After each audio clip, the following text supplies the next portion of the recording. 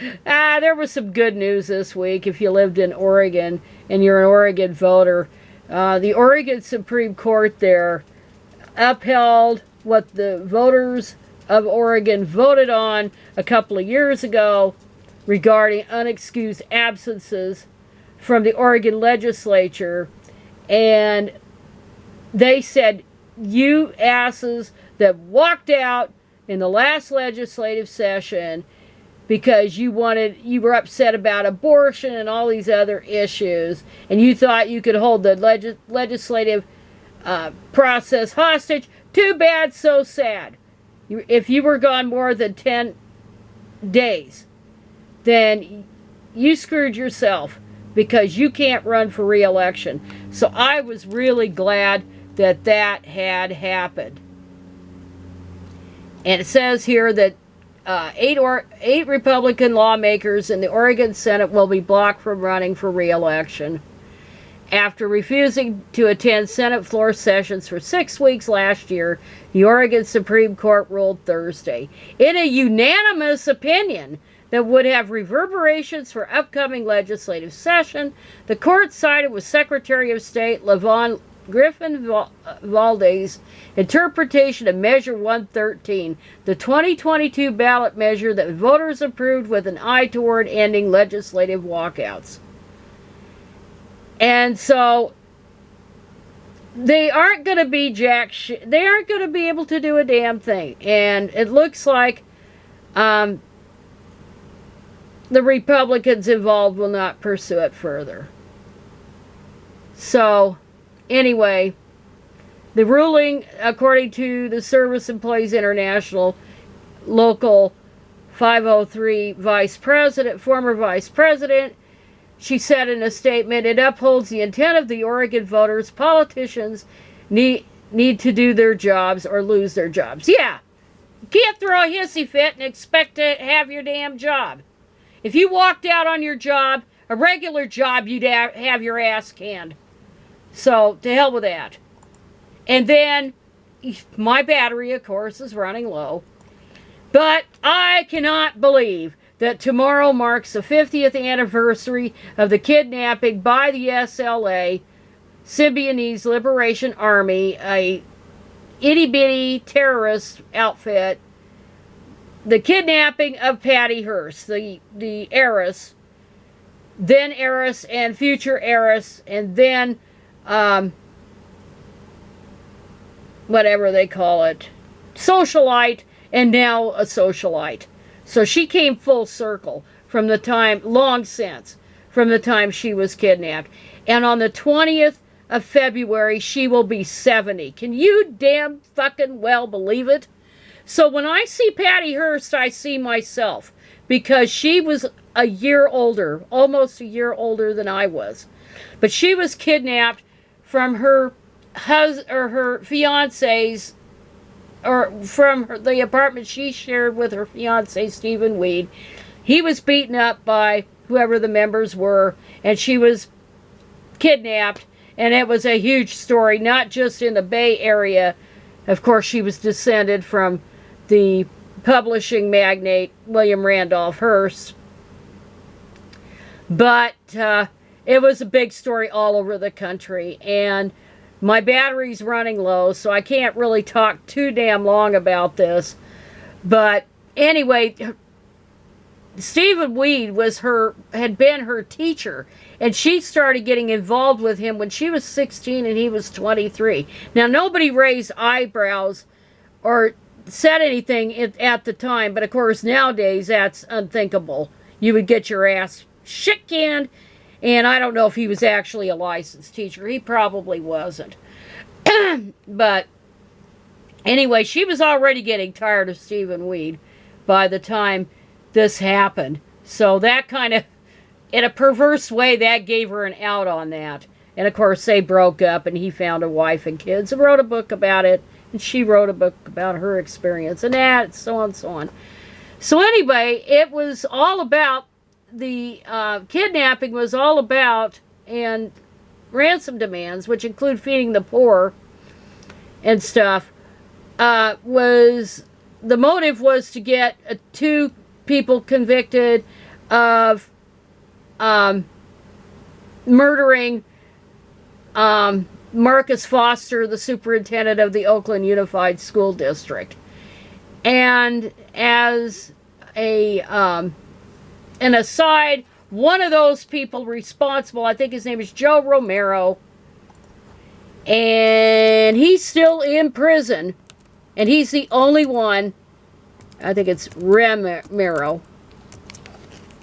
He is still in prison. Oh, why don't I look it up?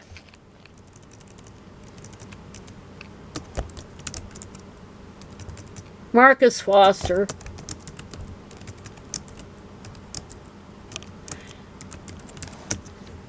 And I'm not sure. It was, you know, they were doing all kinds of crap. So the Marcus Foster thing, there were two that had been arrested. I don't know if they'd been tried. Why don't I just read the fucking article? Let's see. SLA emerged out of a UC Berkeley course in African American linguistics taught by Colston Westbrook, who brought students into the state prison in Vacaville to meet with inmates. And so Donald DeFreeze, no doubt, was influenced by it. The SLA had announced its presence in the Bay Area a few months earlier, on November 6, 1973, by assassinating Marcus Foster, the superintendent of the Oakland Unified School District. Struck down by a hail of cyanide-packed bullets fired by two assailants who shot and wounded his deputy, Robert Blackburn. Foster was the first African American appointed to run a major school district, and his killing was widely denounced by leftist groups across the region. Aside from DeFreeze, almost all of the SLA members were white, and many hailed from upper middle class families. And I looked up these members, the core members, and yeah, they were upper middle class. Not only that, they were students that were very active in high school and in college. In high school, they were all in all the yearbooks. They were all over the yearbooks and stuff. College, they were also quite involved. So anyway,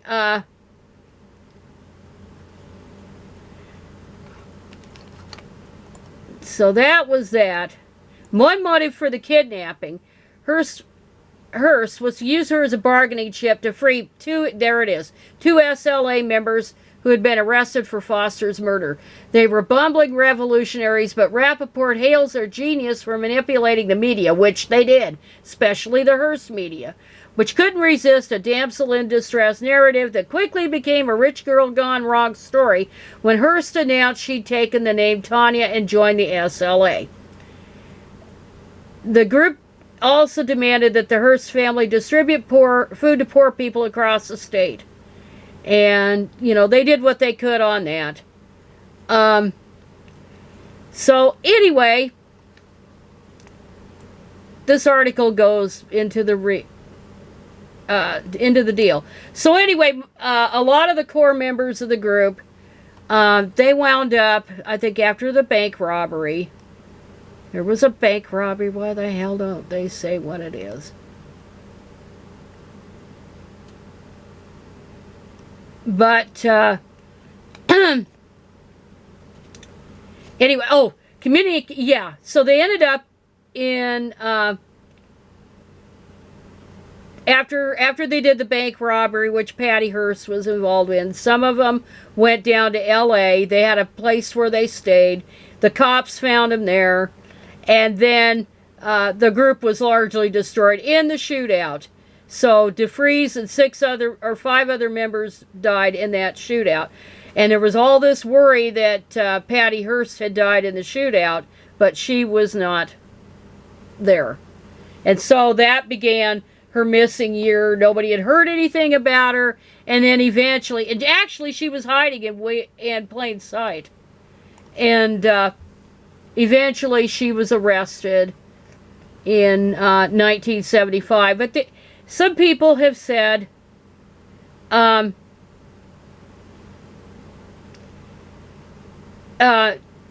including her, that she'd been brainwashed and suffered from Stockholm syndrome. Patty had claimed to be brainwashed in the trial, but she never spoke to Stephen Weed again. It turned out by the time she was arrested, she was carrying on a love token with Willie Wolfe, who died in the shootout.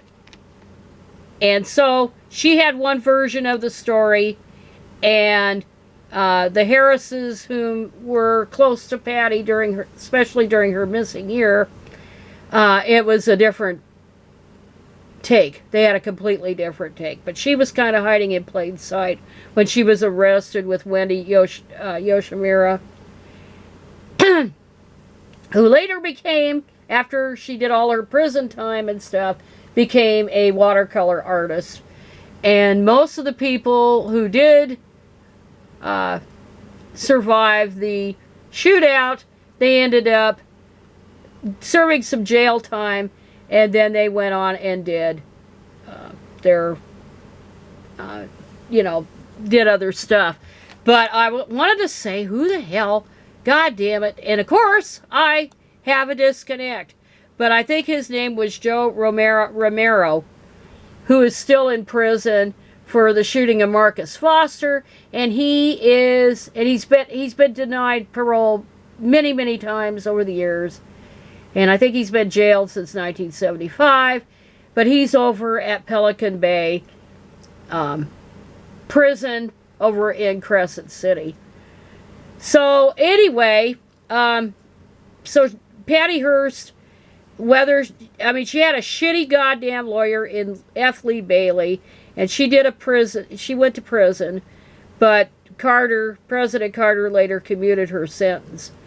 And then she married her bodyguard, who looked a lot like Stephen Weed, so it seemed to me like she had a definite type. But back in the day, he looked a bit like him.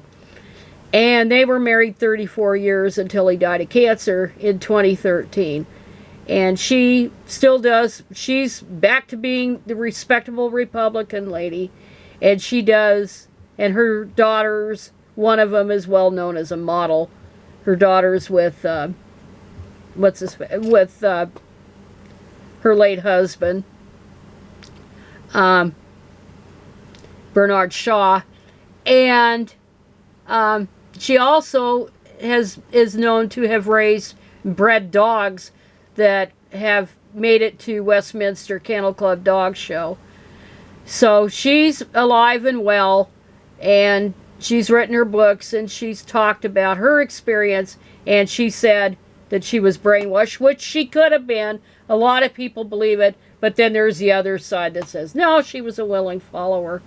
And she was hiding basically in plain sight by the time they found her. So anyway, she was free to turn herself in at any time, in other words. Anyway, on that kind of rambly note, because this thing is flashing on me, that is going to be it for today.